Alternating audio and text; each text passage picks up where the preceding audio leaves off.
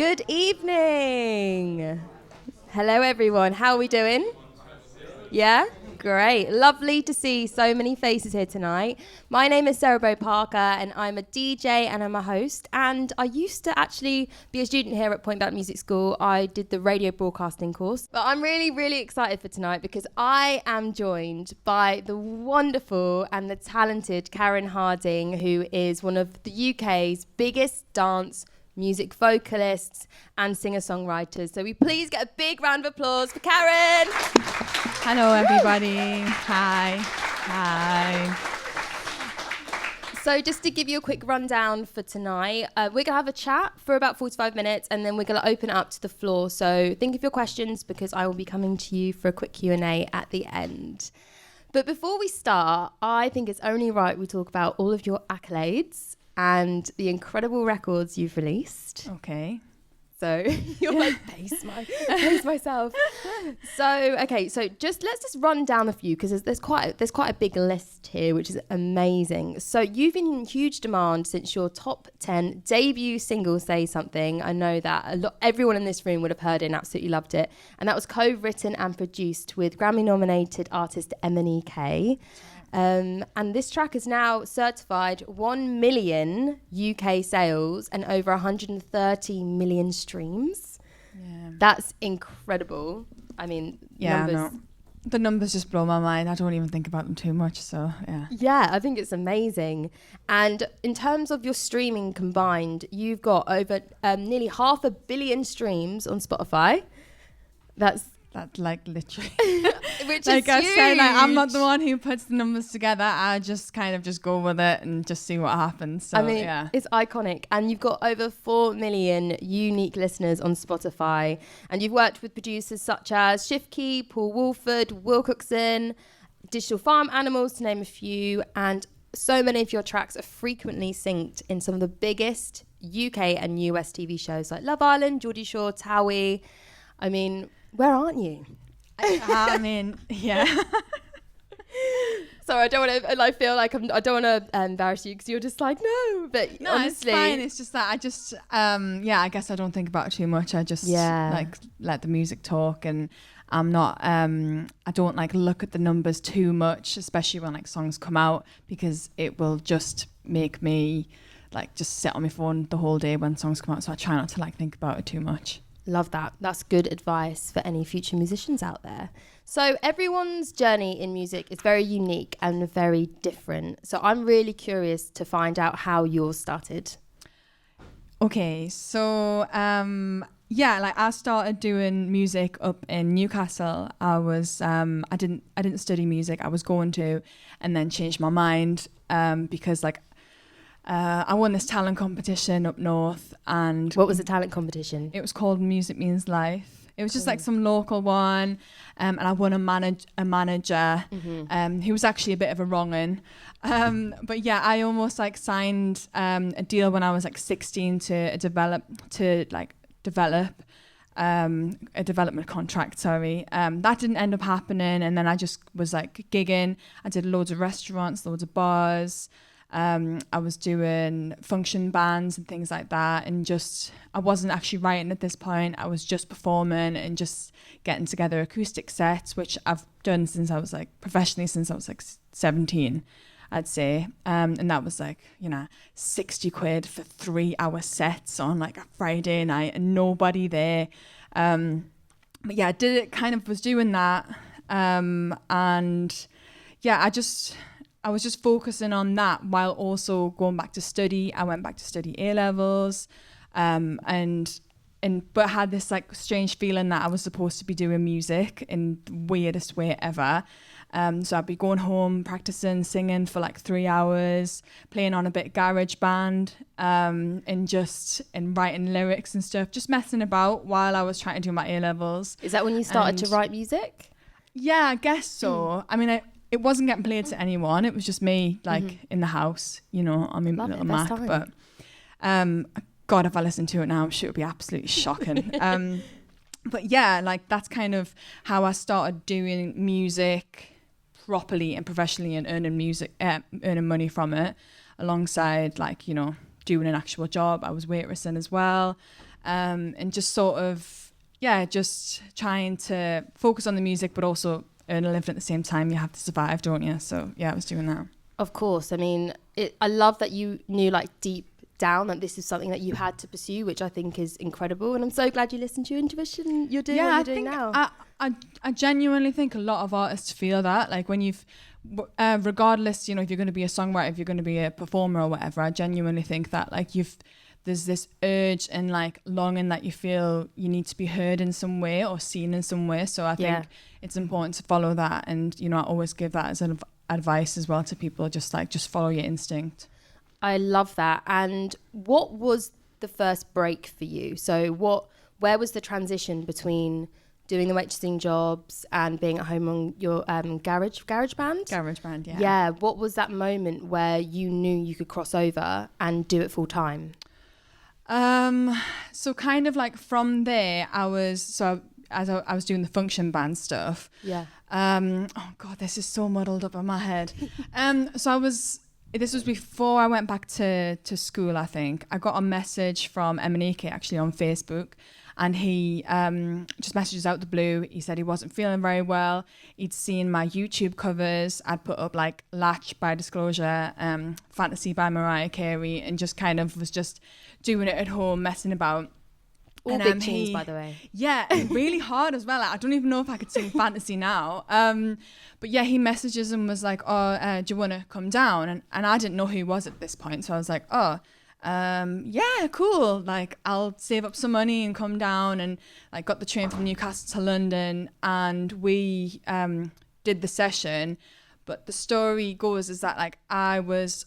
So basically from Newcastle, you can only get Newcastle, York, and then London. And I'd already passed York, so I couldn't like turn back. And he texted us like after York and was like, mate, I'm so sorry, but I'm going to have to cancel this session. No. And I was like, look, you can't cancel because I'm on my way. And I was going to get there at like 8 o'clock, it was about 8 p.m. So it's not like we had loads of time because I knew it was going to be like an evening thing and I had to get the 10 o'clock train home. So it was like going to be a mad dash. So he was like, okay, cool, like whatever, like we'll do it. I turned up and like Jade and what's her face, Leanne was leaving from Little Mix, the studio, and I was just sat there like, oh my God, like, whoa. So this is why I had to cancel, but I'm here anyway. That is amazing. Yeah. So he was doing crazy big things, and I just felt like little old Karen from Newcastle. Not letting them cancel on us. No way. I'm so glad you didn't. Yeah, same. Right. So like I went to the loo, dashed in. I was sweating because I'd ran from the station, and he started on a beat, and it basically is the chorus of Say Something, but like the beat of it. I came in, I was like, yeah, that sounds really good. And then he was like, have you got any ideas? And I was like, mate, I've just sat down. I've got no idea what I'm doing. Pressure, so I just MNEK. wrote, yeah, exactly. So I just wrote, Say Something, 2 words, that's it. He turns around in his chair, he's like, all right, what have you got? And I was like, I've got to say something, like feeling proper imposter syndrome as well. And he was like, okay, cool. Turn back around, he's like, okay, what about if you want to say something, say it now? And I was like, that sounds great, let's just go with that. And the song came out in about an hour and 45 minutes, I'd say. Like, we wrote the verses and the chorus pretty much exactly as you hear it, recorded it 10 BPM slower, and then sped it up, and you can probably hear that in the recording anyway. But yeah, then that song, I remember like going home on the train. He sent us it within like 30 minutes. I listened to it about 100 times on the way back home. It was like, this is an absolute tune, but how the hell am I going to get anyone to hear this? Because nobody knew who I was. Like, I was completely unknown. So I sent it to like a few manager friends who like been kind of there along the way and stuff. They're like, yeah, this is great. Like, well done. So what was your feeling when you guys finished it in the studio? Did you know deep in your heart, you're like, this is a banger? Well, I said he should sing it because I couldn't do I couldn't do it. So he's like, oh, we should slow it down. And I was like, no, you just sing it because you can do that and I can't do it. He's like, no, this is your song, Karen. I'm so glad that, like, he kind of coerced us into doing it. But I just knew on the way back home, like, how much I'd listened to it as well. I was like, there's just something about this which is so special. well, what do I know? I've barely written any songs. Like, I don't know anyone. I'm just, little old me going to do a wedding tomorrow night, so test it out tomorrow. Yeah, the wedding. So from that point on, I was doing, like I said, I was doing the function band stuff. I was doing a Christmas function thing, and I got a phone call from someone saying, mate, I'm sure that you're on the radio right now. And I was like, whatever. This was probably about 18 months after we'd written the song, well, maybe a year. And they were like, I'm sure that's you on the radio. And I was like, I doubt it, because I haven't got anything that would be getting played on the radio.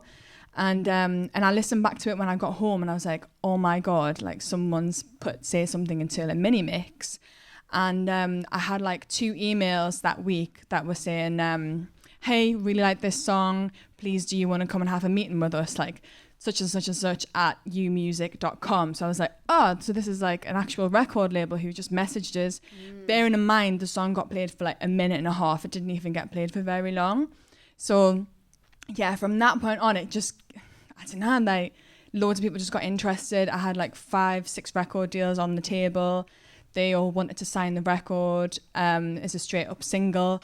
And then I got like management involved, and they kind of helped us along the way, guidance and stuff. And then we signed a record deal, and that was my first record deal, which was just like kind of the switch from doing the stuff that I was doing up north at home. And then what made us eventually move to London and travel so much. So yeah. I've got so many questions to all of that information. I'm trying so hard not to go into too much detail. I don't even know where to begin with that. I mean, it just shows you how quickly, like once a record gets picked up on radio or from a label, just how quickly it can snowball and your life can change overnight. Yeah, which totally. It's just about timing and like having the right ears and the right person who can open those doors for you. Yeah. So where do I start from the beginning with the questions? You mentioned moving to London. How significant was your move? Because we've got a lot of international students here at Point Blank, and alumni, and a lot of people who've moved to London specifically to be at the school and to grow in music. How much did that have an impact on your career? I would say massively. I was a bit scared too at first, for sure. The move was like a 5.5-hour trip. Is that your first time living away from home? Yeah.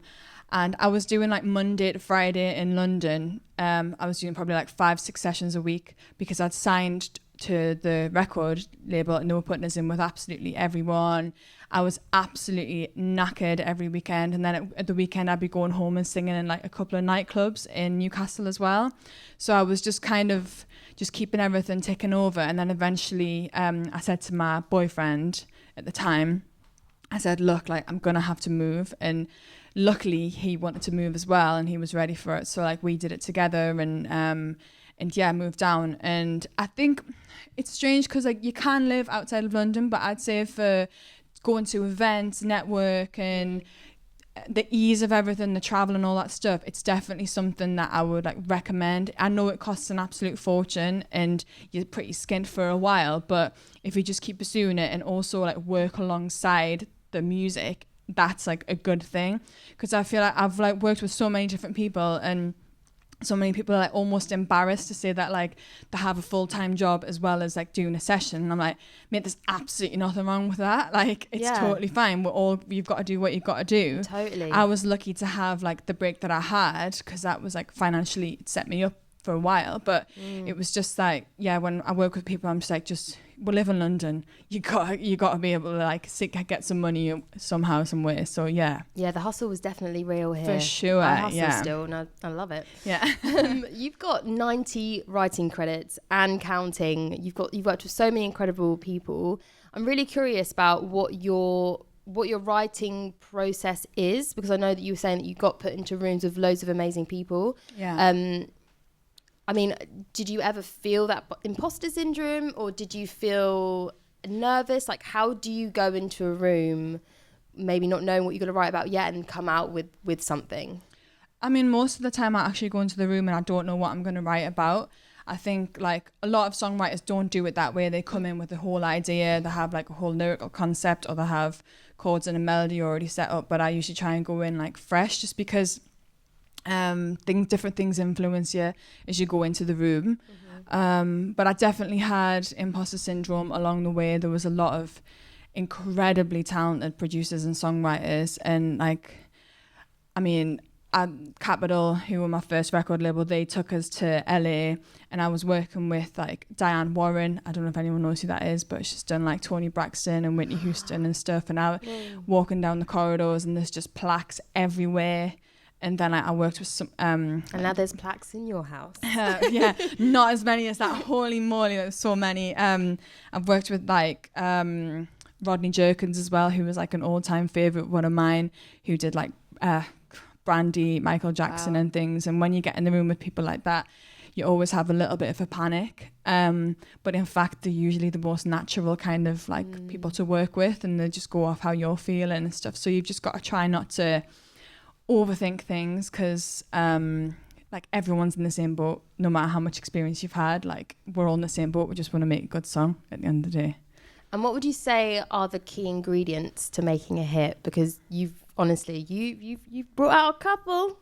You smashed it. So what are like the 3 key ingredients that you have found through your experience? It's firstly to not overthink it. I find like most of the successful ones are actually the ones that were written pretty quickly and haven't thought the lyric or the melody. It just came so naturally. Also, that helps with who you're in the room with, because then you can just be honest and just be like, this is good, this isn't good.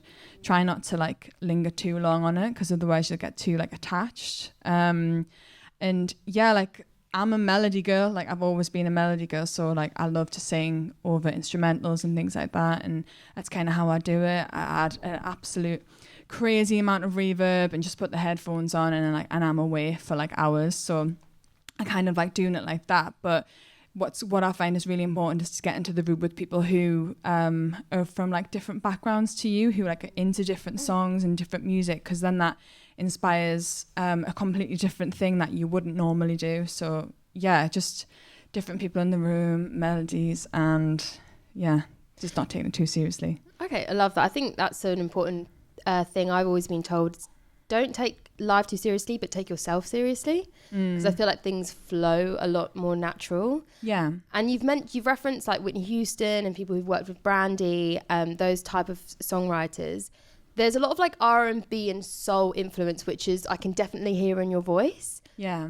But you're a dance music like vocalist and hit maker. How does that marry together, and how did you land working in dance music? I was not intending to go into dance music. That was kind of a problem for me, was that I could kind of, this isn't even me like blowing my own trumpet, because there's so many incredible singers, but like just I could sing like a lot of different genres, because I think just because of my background. And then I didn't know where I was going to sit. So when Say Something came along, people just automatically just put me in that category of a dance music artist. But I'm incredibly influenced by a lot of like soul and R&B music. So I think that's just kind of how the two merged. And I love dance music. Like it's incredible. It's amazing. I love performing it. But I do also love to do pop songs. I love writing pop songs, and I love writing R&B songs and everything. It's just, I think with everyone and everything, no matter what kind of lane they've chosen to be in, they still love other things and they still want to do other things. And you can usually always hear that in the music. Yeah. No, I really love that. And do you think it's important to be able to dip your toes into different genres? Yeah, definitely. I mean, that's helped with like random cuts that I've had. Like I had a song come out with Claire from Steps. I mean, Steps are like legendary in the fact that I had a song on that album was absolutely bonkers. I was at a Celine Dion concert. I don't know if anyone likes Celine Dion in here, but I'm a big fan. She's a joker as well. Yeah. Oh, She's yeah. so funny. She was so funny, but incredible. But like she was playing Hyde Park. I went, and then Claire from Steps. I keep calling her Claire from Steps. I don't know. I can't remember her surname. But it's an all-out pop song, like full-on pop song, and like to be part of that was amazing. I was there screaming, "This is my song!" And everyone's just like, "Sit down, pet. Like, just sit down." No, I'm like, give you a microphone, get up on stage. Everyone was like, "Just sit down, love, and have your prosecco, will ya?" But it was incredible. And you've done a lot of touring over the last couple of years, and you've been in Ibiza this summer twice, and you've been playing a lot of the UK festivals. How do you look after yourself when your schedule is so busy, and especially when you're pregnant? Karen's expecting, which is amazing. Get round of applause for that. Thank you. So how do you keep yourself rested, refreshed, recovered, but also excited for performances? I think before, this is terrible, but like before I used to like go to gigs because I was doing like 3 or 4 a week or whatever, and I usually do like a 30-minute PA set with a DJ, and I would just like, this is how nonchalant I was, but yeah, I just have a shot of Sambuca and I was on the way. But now I think because I'm not doing as much, I find it like really important to warm up before gigs, physically and vocally. So I'll do like a 15-20 minute, maybe like an hour and a half before I'm about to go on, because I find like when I go do it just before, it's like really tiring on my voice, and then I already feel like tired once I've done the warm up. So I usually do that, drink loads of water, don't eat any bread. Why no bread? I did like a vocal lesson years and years ago. She went, honestly, love, just don't eat any bread. And I was like, okay. But then I kind of got it, because bread like can, if you've got like bad reflux or anything like that, it can affect like how it feels in your throat. Wow. So I stopped eating it, and that makes you feel a little bit better. But yeah, it's just a tiny bit of advice, just not to eat bread. That's a really good one to before know. the gig. Eat as much bread as you want, but like just not. Day, Yeah. And what's your most memorable show? What's the most memorable this summer and overall? Overall, I would definitely say I did it in like 2015. I did Main Stage Park Live. I turned up like really early, got to see the stage where no one was out in the crowd, and thinking, and there'll be like a few people at the front, I'm sure. My mum and dad came around as well. It was like the first gig that came to since I got signed. And yeah, I got so emotional because I walked out, the band were playing, I had like a live band at that point. And I walked out and it was just completely full. I couldn't get the microphone in time because the stage is just humongous. So my mum and dad just got totes emotion, and yeah, it was lovely. Like it was crazy. And Say Something was like one of the songs in that summer, so it just went off, and I just couldn't believe how people knew it. I was like, because I've was just in the studio for so long, and then hearing people sing it straight back to us was just crazy. And it was just always a lifetime goal. Like I'd always said that, like, oh, what do you want to do, Karen? Like, what's going to be the thing that makes you think you've made it? And I'm like, well, when people sing your songs back to you, it's like one of the best feelings ever. And to have that, it just made us want more. So yeah, that's why I carried on. And is there a song that you play still today that gives you goosebumps as a performer? I don't know, I change the setup like quite frequently and like do different things in the set, but I mean, Say Something's always in there, and it's always going to be my first little child baby kind of thing. So yeah, I think it's definitely that one. I love that, because sometimes you can hear that people get sick of performing those the first hits of the songs, but actually there's so much magic and emotion behind Say Something, where you want to repeat it because it's such a magical moment for you, right? Yeah, a lot of people are like, you must be sick of singing that song. I'm like, nah, I'll never be sick of singing that song. It's like, it's the best thing ever. I love that. I love playing it. Thank you. So you've had a lot of experience with signing record deals and publishing deals. So you're with Ultra Music and Universal Music Publishing, both worldwide deals. What's your experience with record labels, and what are your do's and don'ts for members in the audience that are now looking potentially at speaking to labels? Okay. Record labels. I know it's a funny, big question. Yeah. Yeah, they're a funny thing, especially now, like as I've gone on. So before I signed my first record deal, Spotify wasn't really a thing. And also the streaming counted from sales rather than stream. The sales counted from actual downloads, not streams. So I've seen like a big change in it from the beginning. But with record labels, I find that especially now, you have to do a lot of the work yourself, because they seem to be picking up a lot of artists from like TikTok and things like that. And which isn't necessarily a bad thing, but it's not the only way through either. Like, just make sure you like get your craft, like make sure you know what you're trying to say, and don't put too much pressure on yourself to stand out, because usually whatever feels good to you is probably the right thing anyway, and people will stand up and listen. But yeah, like it's hard. Like, I'm sure if anyone wants any questions about record labels or anything like that, you can ask us in more specific things, because like it's really hard to like just generalize. But with publishing, I didn't there's so many things I could go into, but I'm not going to.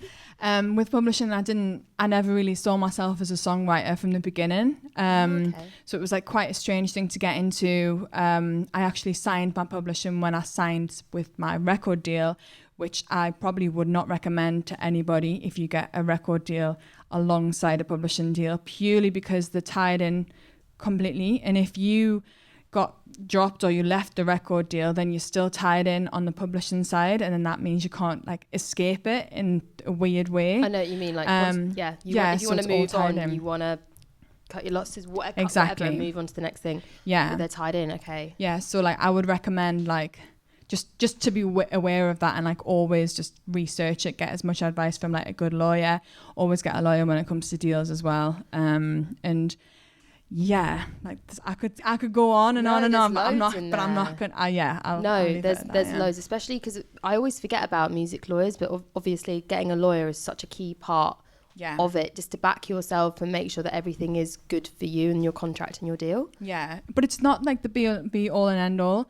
There's independent record labels. Like I released some stuff on Ditto, which is a music distribution service, and like there's loads of them as well. There's Orchard, a few other Platoon is another thing. Yeah, a few other like independent ones, and honestly, like if you can start doing things like that, getting your head around the whole record label side of everything, getting confident and knowing everything, that's super important, because I guess I went into it and I didn't really know enough about those things. And I would like highly recommend releasing music on it so that you can see income streams, like everything like that, and then you're more knowledgeable about it for when the big guys come along. Yeah, no, for sure. And then also with management, what's your advice for someone who thinks they're ready to start looking for a manager but isn't quite sure? I'd probably say hold off. Like if you feel like you can still do it all on your own, just wait a little bit longer, but keep everybody sweet. Like don't upset anyone, because honestly, like the industry is too small to like piss anybody off. Mm-hmm. So just try and be nice to everyone, even if you don't feel like being nice. Yeah, with management, I always just think I've been lucky. I've had the same manager since right at the beginning, and we've got an amazing relationship. But I would say like when it feels right is when you feel like you can't take on everything yourself. So, say you got sessions coming in, say you want to like involve more people, or you want to get in more rooms with people. You see a manager who's like, yo, I can like help you out, blah, blah, blah. Go on like a steady like relationship start with them. Do a couple of like, you scratch my back, I scratch your back kind of thing, and then just see where it goes, and then you'll feel like whether it's right or not. Don't jump into any mad management contracts, because you really don't have to nowadays. Like everyone's kind of open and willing to see where things are going to go. So yeah, I would do that. But always like just keep looking. Like if you see an artist who's doing really well, who really inspires you, you like what they're doing, you like where they're gigging, you like who they're working with, like make a note of the management. If like you feel like you can reach out, if you've got some good stuff together, send it to them and just be like, I've got this stuff going on, still early days, feel like it might work. I also had this tip from my manager who said, don't send it directly from your email. That sounds so stupid, but like make up a like, Diana at KarenHarden.com and like send it and be like, hi, on behalf of like Karen, blah, blah, blah, would like to speak to such and such and send you some music. So like it almost sounds like it's not coming from you. Like it sounds so silly, but apparently that's like a way of doing it, like as well, that so it looks more professional, as they say. Yeah, because I DJ and I've been told to do that a lot as well. I still haven't done it because I'm scared to like not have the personal relationship with the person messaging me or emailing me. But I've heard that it can really massively, and also you can increase your fees because like good cop, bad cop. Yeah. It sounds so silly, but I've heard that works. I've never really had to do it because thank God I've had management. But no, I have had I've seen people who've done it and it works as well. So yeah. Love that. I'm gonna take your advice because I need to. What advice would you give to an artist, songwriter, producer that are struggling to catch a break? I think is to remember that everybody's been there. Like every big artist in the world has been there.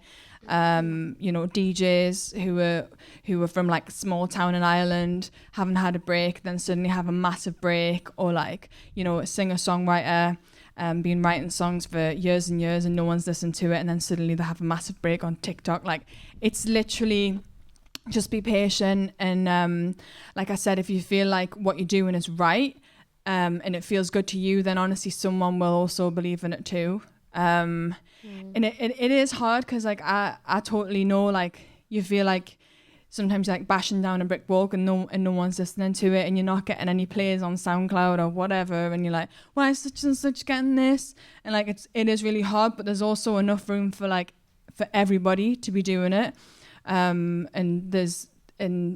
Don't compare yourself to other people who are in the same boat as you, because that's a really dangerous game too. Like, just keep in your lane and just focus on what you've got to do, but also don't beat yourself down. Don't work like 23 hours a day, because that's not healthy either. Like, make sure you take a break. Like, there's just so many things just to keep going with it, because the sound will get better. I mean, if you could hear some of the stuff that I recorded when I was like 17, honestly, like, it's just not good. I don't know who the hell I thought I was, but yeah, like, a superstar. It just gets like, you can hear the sound like getting honed, and it takes time. Like, it's not gonna happen overnight unless if it goes viral on TikTok, and then that's a different game. But yeah, just like try and stay positive and not take it like too seriously. So how did you find your sound and craft your sound? Was there certain techniques that you've been taught from vocal coaches, or taking advice from anyone else, or something that you found yourself? Because I think everyone's trying to find their sound. I think there's a lot when you sit down with a manager or a label, they say to you, what's your sound? And sometimes you're like, it's so hard to describe. I hate it when people say that to us. But they do say like, it, oh yeah, of course. Like, they're like, oh, what do you think you could be? What do you think of this? And I'm like, I don't really know. But like, I think it being a singer is really, to me, it's really helpful, because like I have a sounding voice that is like unique to me, and so does every vocalist. So like, that's like a great start. And if you think about it like that, then you've already got the unique selling point of like your brand. And then in terms of production and stuff, I'd say like find a unique sound to you as well. If you think about people like Disclosure or Calvin Harris, even people more recently like Ben Hemsley, who's like a DJ, or what's his name, Fred again. There's like so many people, and they have distinctive sounds that you almost know is their record as soon as it plays. So just try and just mess with sounds on all the plugins. I don't know if you use Logic or whatever you use, but like just mess with all the sounds. Even as a vocalist, mess with your voice. Just like find different places where it can sit. And like, I'm not a mad producer who like spending hours and hours trying to find a kick drum. Like, I've never been into that.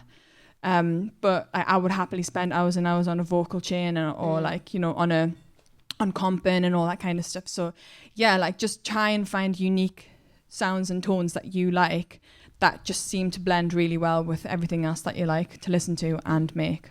Yeah, I think that's such a good point. Is like, when I hear Fred again, I know instantly it's him. And Ben Hemsley as well. It's that there's definitely everyone and Patrick Topping and all these people and singers. I love that piece of advice. Yeah. And what's your favourite thing about being an artist?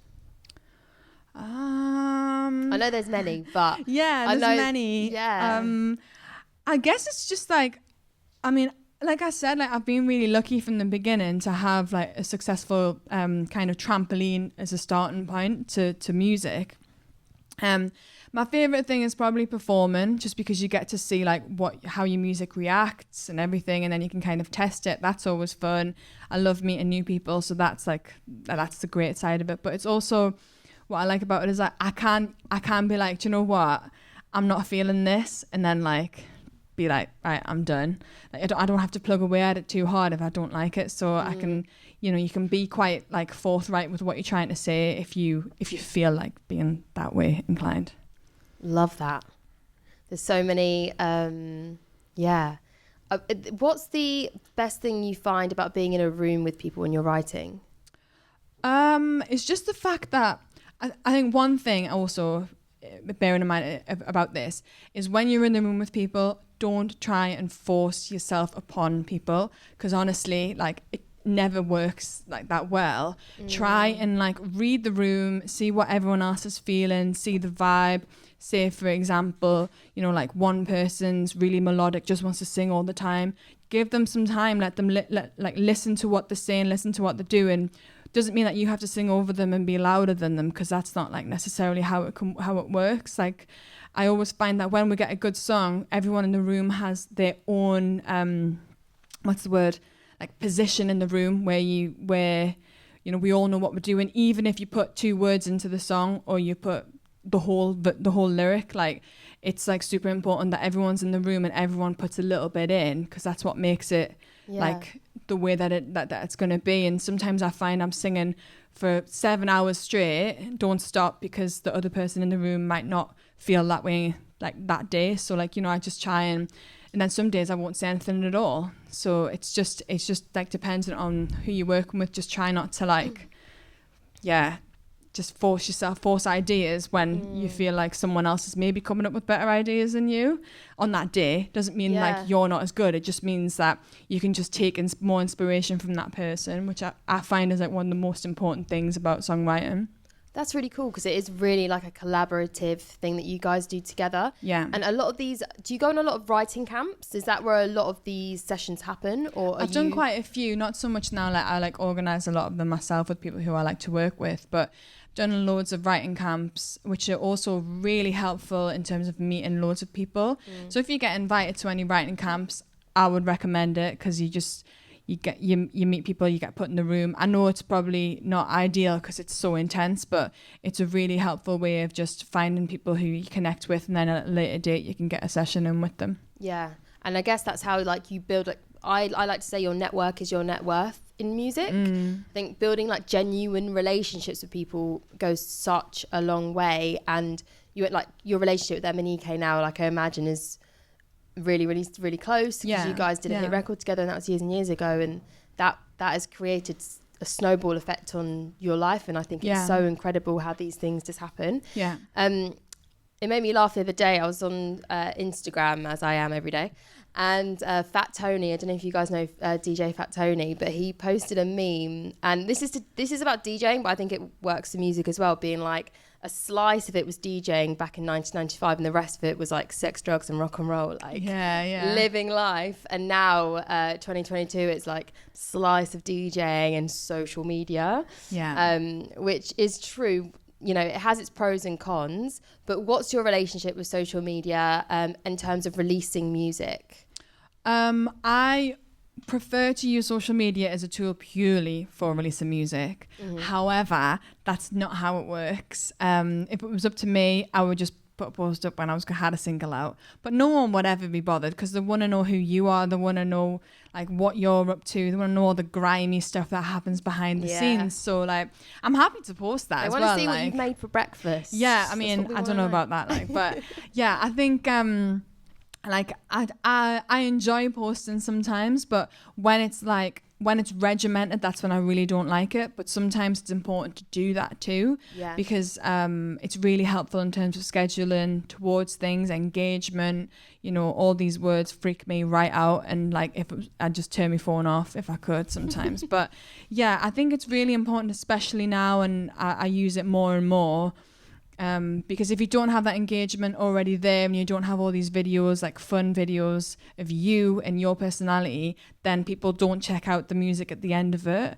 What I find mad is like, someone who's maybe like Instagram famous, has like 7 million followers, and then they release music and they have like 10,000 monthly listeners or something. It's like, it's so hard to get the to get like the numbers on Instagram to go onto Spotify. So what's super important is like to bear that in mind and not always think that like the more followers you have, the more successful you're going to be on on any streaming platform, because that is not true at all. And it's already like, you know, you can see it on a lot of people who've like gone, who are super Instagram, whatever, and TikTok or whatever. Like it doesn't always reflect how many streams you're going to get. So bear that in mind and don't think social media is the be all and end all.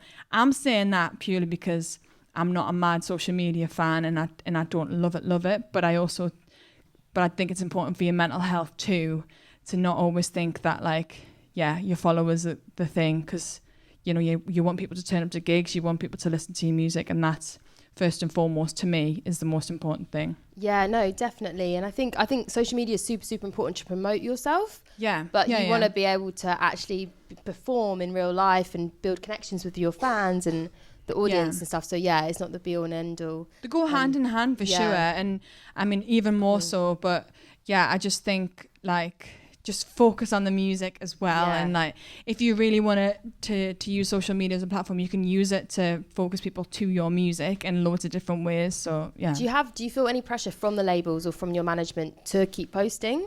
Is that something that comes up frequently, or is that just your own pressure? It's my own pressure, I think.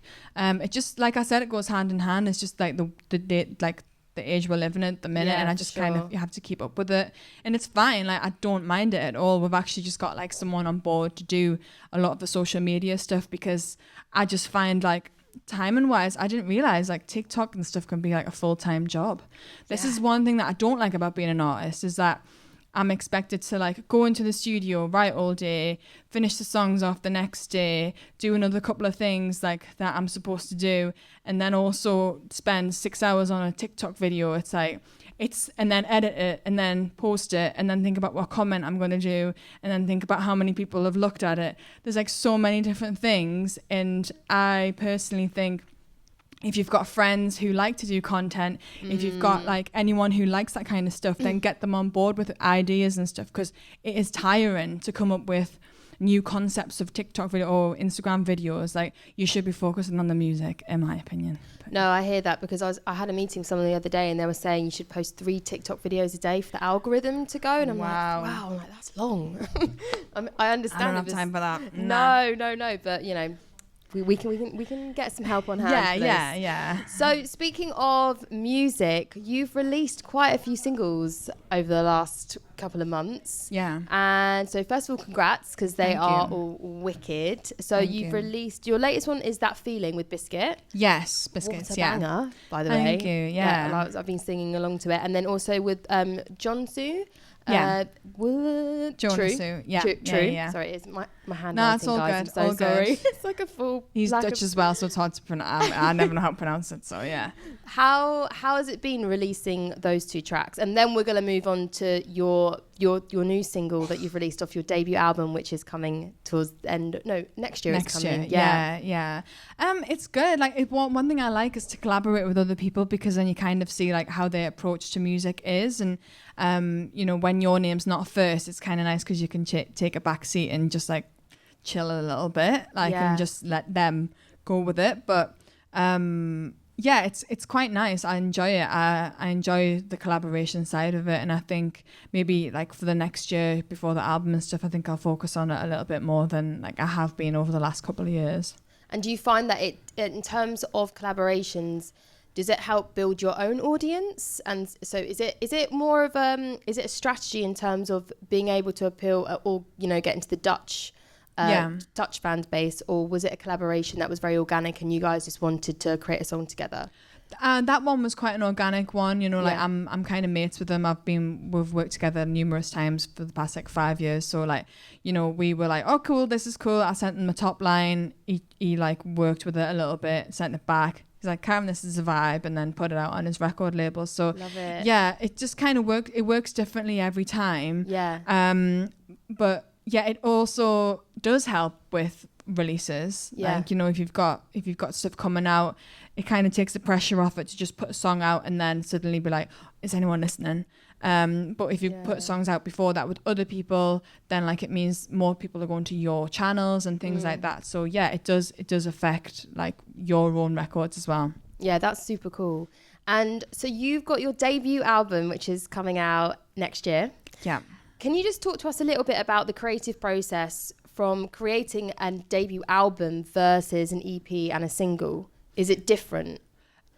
I'd say it's really tough. Like, I honestly respect loads of artists who've been doing it for years and years and like bringing out mad albums each time, because it's really hard work. What's also been hard is like record labels and all that kind of stuff. Like, it's always hard when there's a million other people trying to tell you what to do or whatever sometimes. And so yeah, with this I just wanted to really focus on the stuff that I absolutely loved. And to be fair, Ultra have been great and they've been like, yeah, these are cool. But the thing is, I can't like just release the album straight off. I have to release single after single after single, and then I can release the album, which is kind of how it didn't used to work. But now that's the way it works. You've got to release singles. You've got to try and get a bit of hype around like a big body of work. Because I don't know how many people in this room would listen to a whole album through, unless if you're a super big fan of them. It's a really different vibe. So someone like Becky Hill, I think she released like 5 or 6 singles off her debut album and then released it, and she had about 3 or 4 new songs on it. So it wasn't actually that new, the whole body of work, but it was still.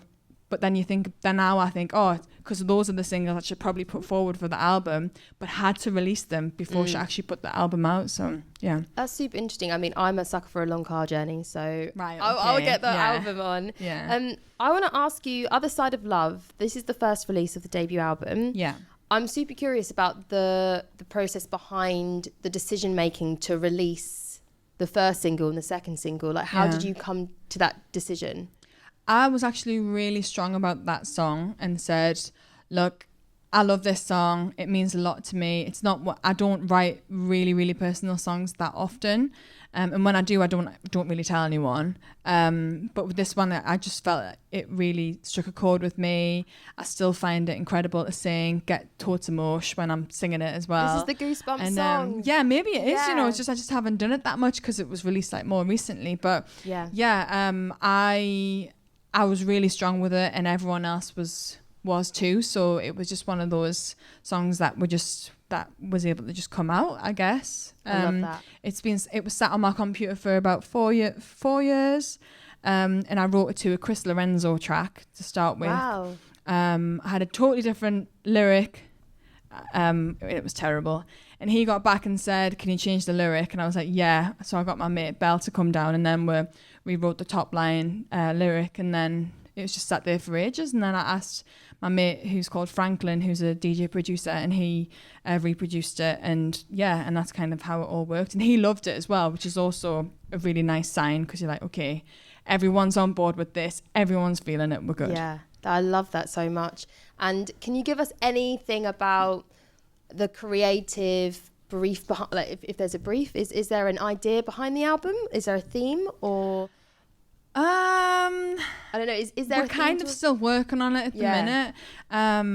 I find like the whole like theme and creative thing, sometimes like it's a little bit like blocking in my mind. Like some people it just come straight forward to like I want it to be like this concept, and you know, someone like Christine and the Queens, or who else can I think of, like Self-Esteem, like they know exactly like what they want to say on that album at that time. And like and like for me it's been so many years since the beginning where like I've had so many amazing songs, and that's basically what I want to do with the album, is just put all the songs on that no one's heard and actually give them like a platform, because there's thousands of songs that people will never hear, and like I want them to hear the ones that really resonate with me. So that's what I guess the album is going to hold. I love it. This is your greatest hits. Yeah, basically. You know what I mean? I might just call it that just for the crack. Just so many songs. I love that. And just before we go to Q&A to the audience, I've got one last question for you. Okay. If you could create one law that everyone had to do in the music industry, they had to follow, what would it be?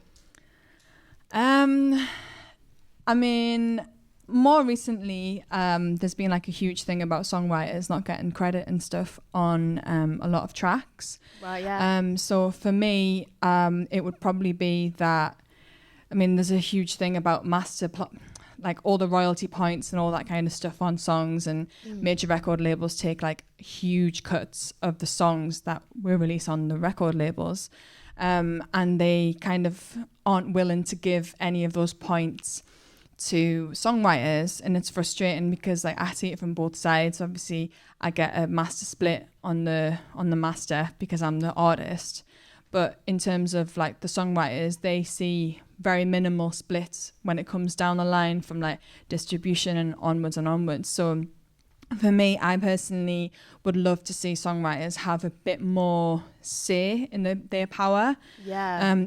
It's kind of bonkers that you could almost say the person who designed the car, if like a car salesman, this is what my friend Rob Harvey put up the other day.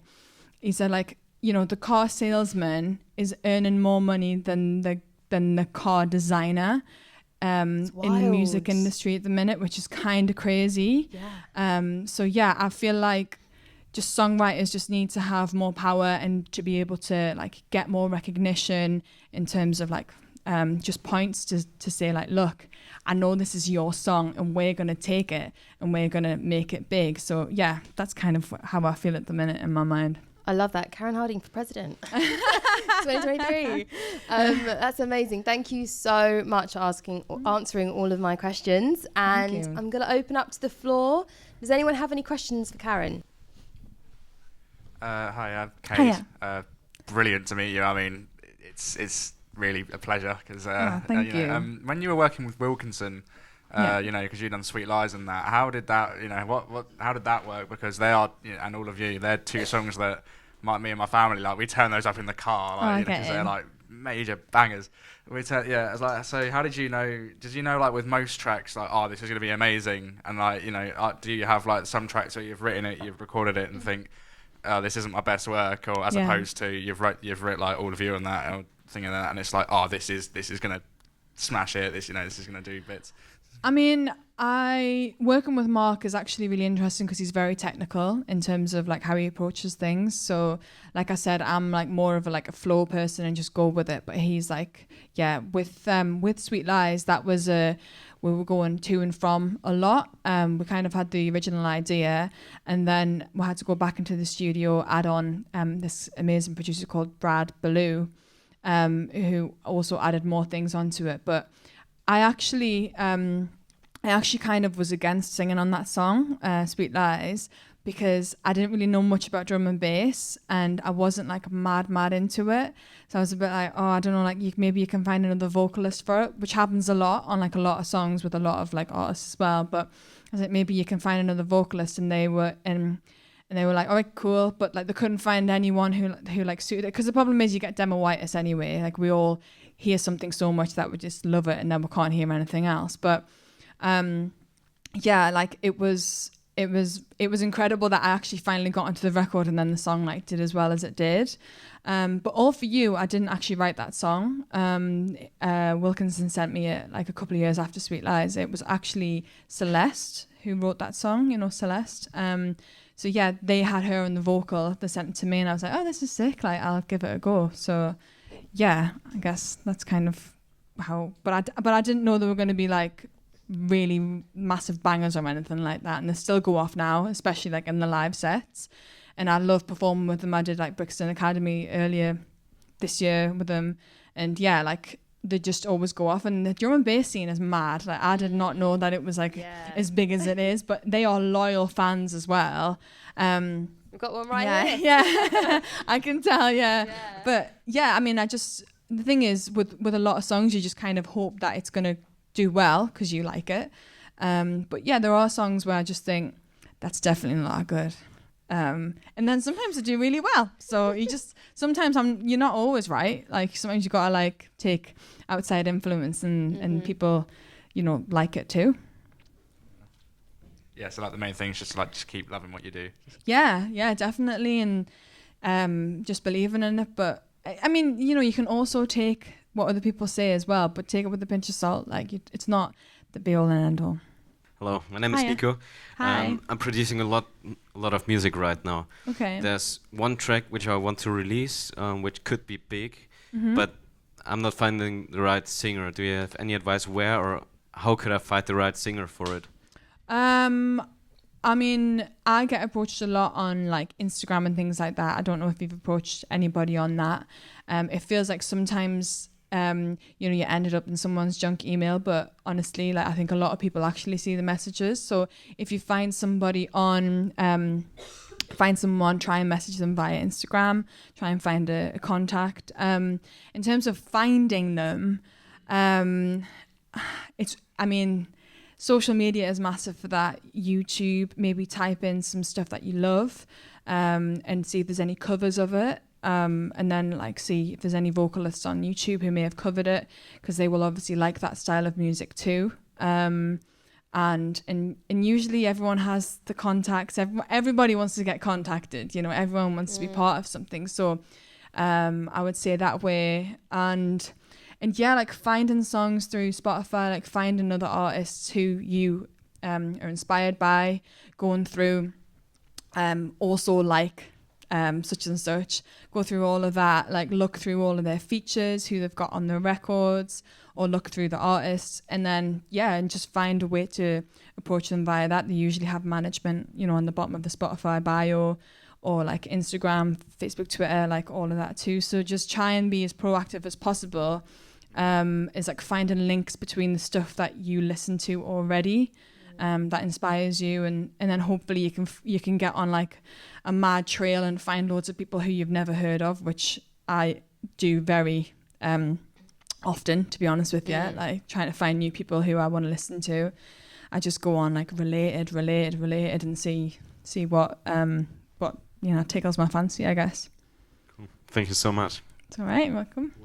Yeah, my question is, you've been in the industry now, and what sort of separates, either through patterns of behavior or some sort of psychological traits, like what have you noticed about the people that make it and the people that don't make it? I would definitely say that the people who make it are nice people. Genuinely, I know that sounds so vague, but it's just about not like being a knobhead, really. Like just things like, so for me, like if there's someone so I won't work with someone again if they start being funny about splits and like anything like that, like if they're like, no, but I wrote that lyric and like this is my lyric and I did this and I did that. Does that happen like, often? Very rarely, very rarely. But when it happens, I'm like red flags or whatever. No, because now it's not a personal relationship. Now you're just trying to be like greedy or whatever. When people get greedy, that's usually when it brings out a bad side of them. So I would say behaviors, like honestly, people are just really nice. They just know what they're doing, they're focused, and everyone just gets on with each other because you kind of have to. Like the creatives are a different thing to the A&Rs and the publishers and everything like that. We're all just trying to protect each other because that's like, we're all in the same boat. So yeah. Hi. Hiya. Thank you so much for sharing with us. I would like to ask you, how is your day by day as an artist? It varies a lot. Like obviously Instagram can tell one story, but at the same time I might be like out walking my dogs for 3 days in a row and not speaking to anybody.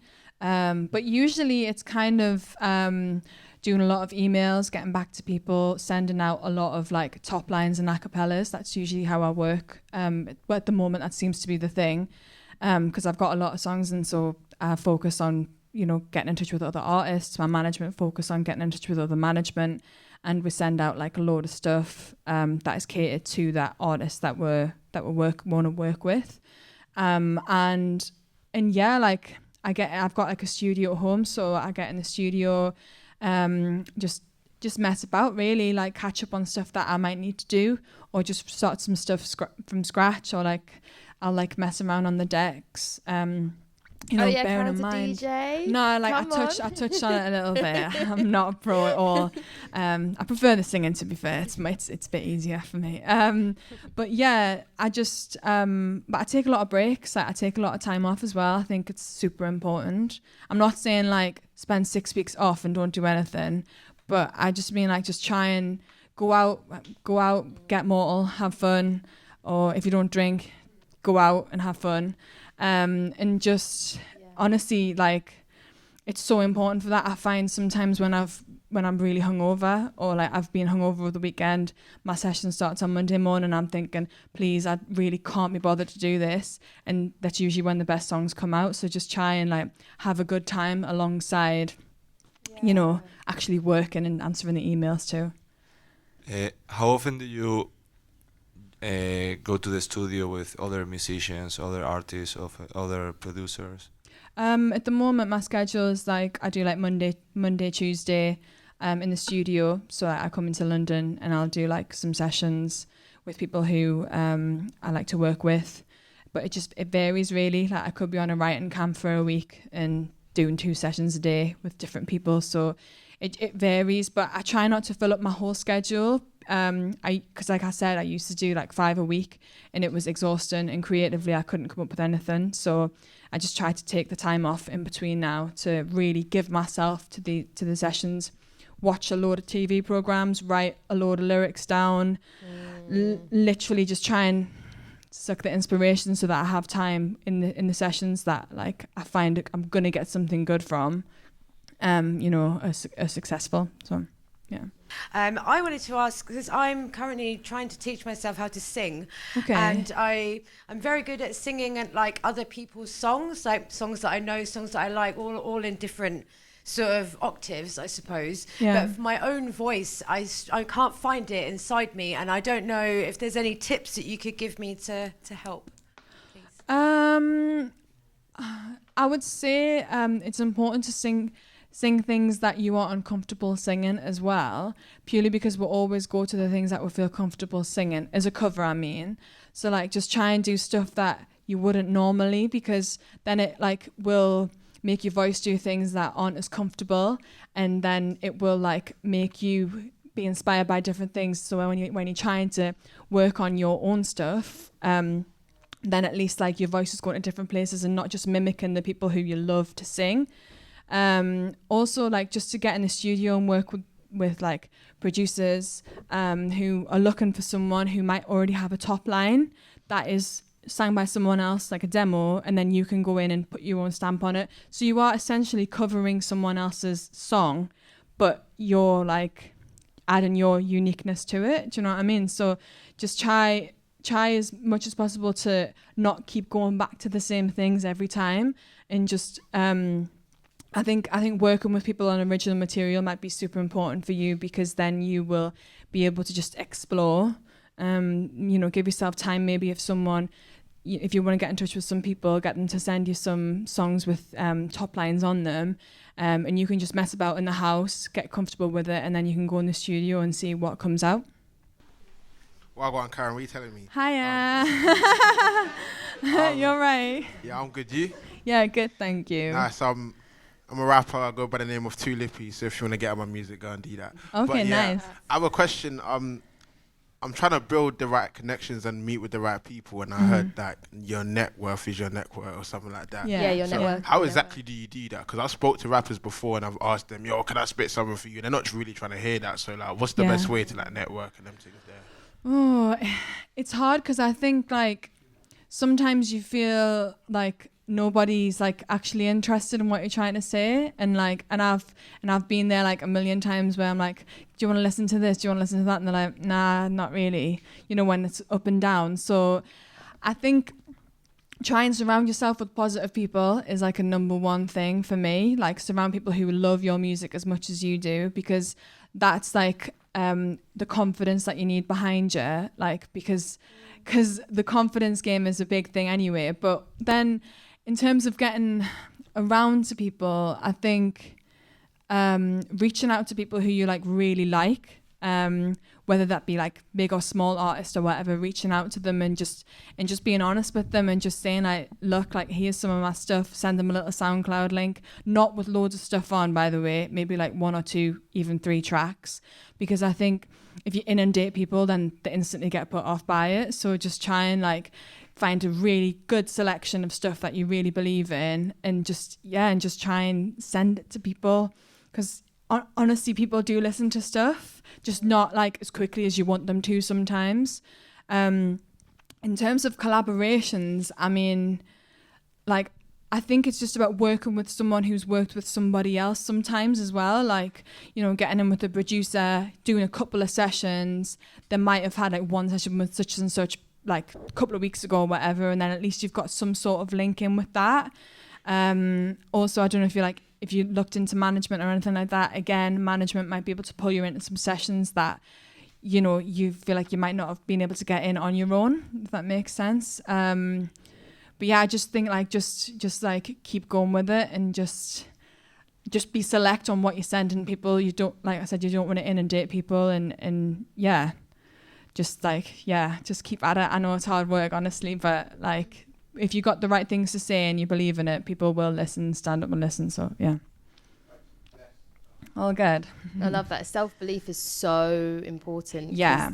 Music industry is super, super tough, but you've really got to back yourself and believe in yourself and just keep going, because something will break through, something will happen. Yeah, You've definitely. got to believe it. But like definitely surround yourself with like fans.